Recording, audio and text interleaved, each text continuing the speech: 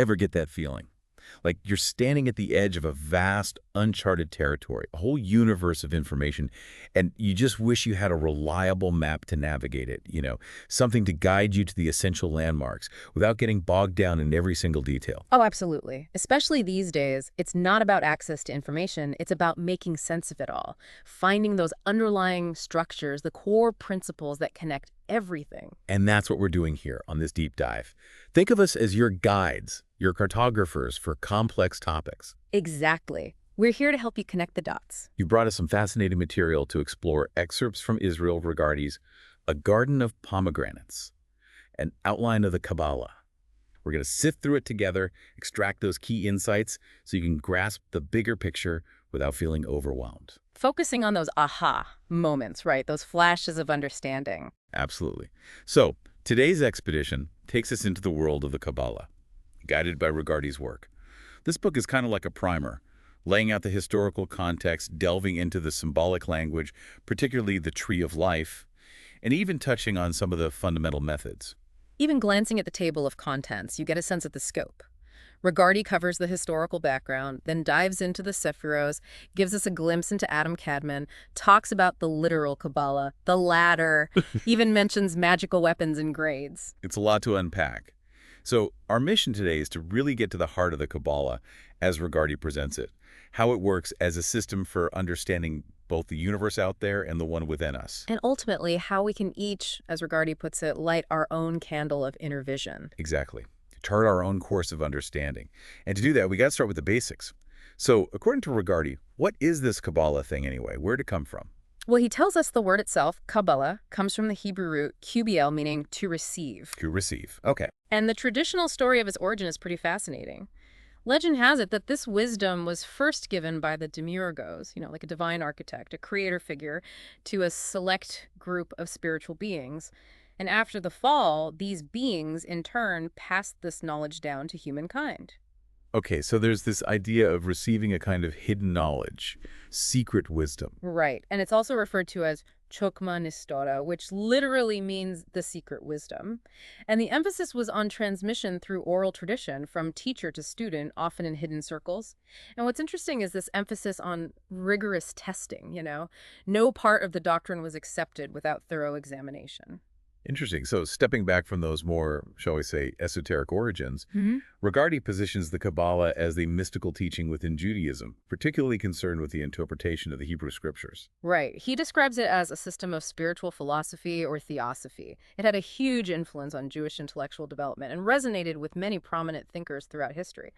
Absolutely. Yeah. And a central image, probably the most well-known, is the tree of life. Yeah, the tree of life. Regardie describes it as a symbolic map, representing both the universe as a whole, the macrocosm, and its reflection in humanity, the microcosm, as above, so below, right? Exactly.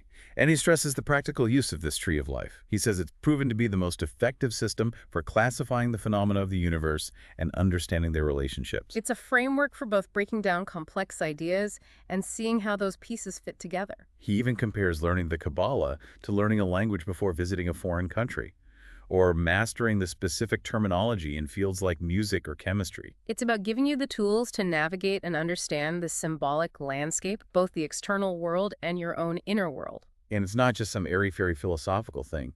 Regardie emphasizes how the Qabalah can help you make sense of symbols, numbers, abstract ideas. He compares it to how understanding Latin can help you decipher the meaning of English words with Latin roots. Makes sense. And what I find really fascinating is how he connects this ancient wisdom to modern scientific discoveries. He points out that the Kabbalists, centuries ago, understood that our understanding of ourselves, of the divine, of the universe, is in a constant state of evolution. Yeah, an idea that modern psychology has only recently started to embrace. Right. And Regardie even links this to Jung's idea of archetypal images emerging from the unconscious.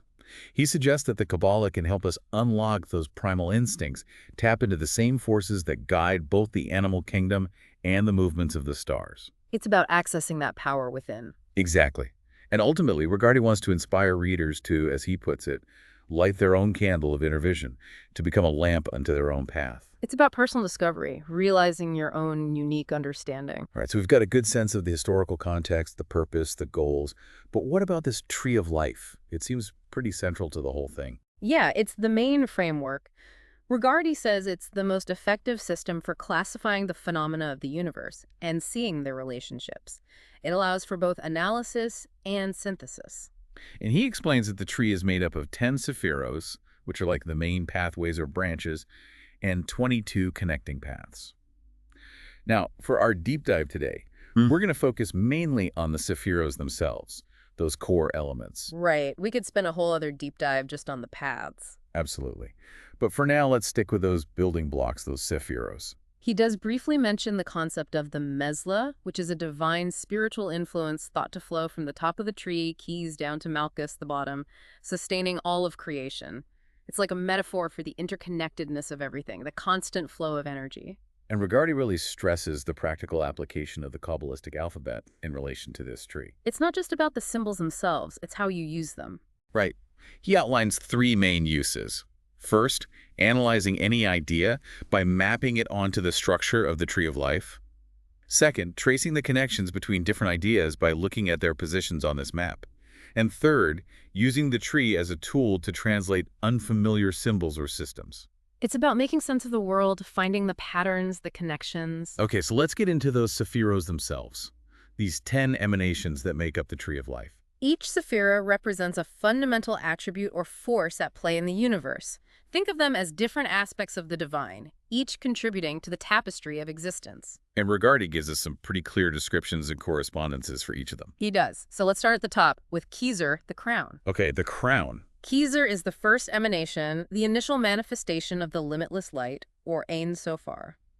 It represents pure being, pure will. I'm already getting lost in the terminology. It's a lot to take in, but stick with me. So its symbolic correspondences include the color white, the 4 aces in the tarot, and in the Sefer Yetzirah, it's called the admirable or hidden intelligence. Regardie highlights 3 main functions of Kezer: its role as the first emanation, its ability to receive from that infinite source above, and its function in transmitting that energy to the Sephiros below. Okay, so it's the source, the beginning point. Exactly.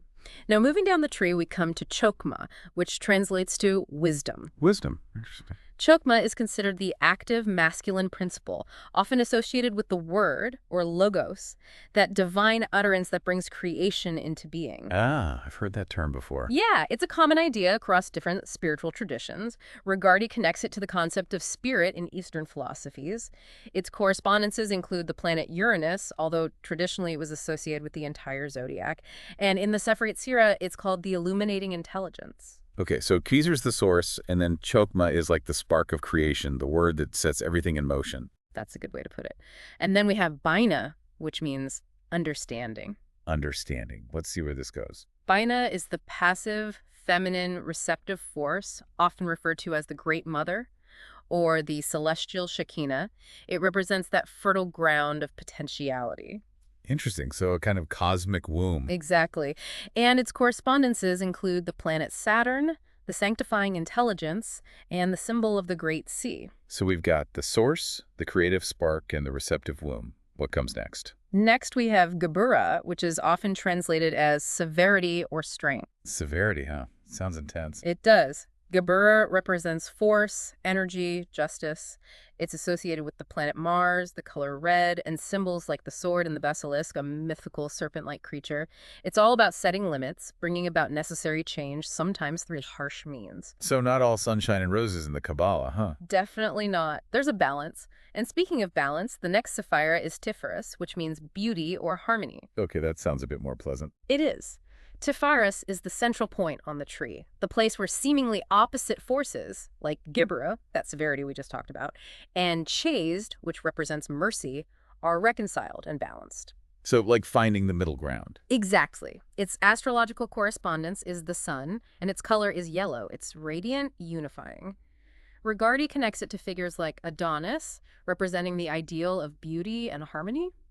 And in the Sefer Yetzirah, it's called the mediating intelligence.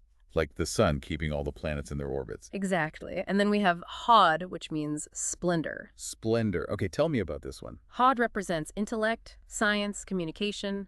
Think Mercury, the messenger god. Regardie associates it with figures like Hermes, the inventor of language and writing. It's all about logic, structure, precision. It's called the perfect intelligence, highlighting the structured and ordered aspect of the divine mind. So if Chokmah was the initial spark of creation, Hod is like the mind that organizes it all, makes sense of it. Exactly.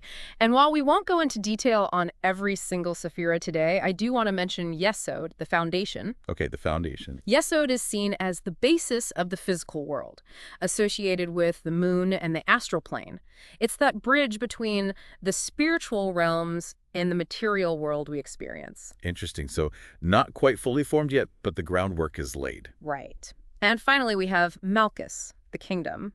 This represents the material world, the culmination of all the preceding emanations. It's the physical plane, the realm of manifestation. So the end point, the final result of that creative flow that began way back up at Gezer. Exactly. So you've got a basic understanding of the Sephiros as these fundamental principles or forces that constitute the tree of life.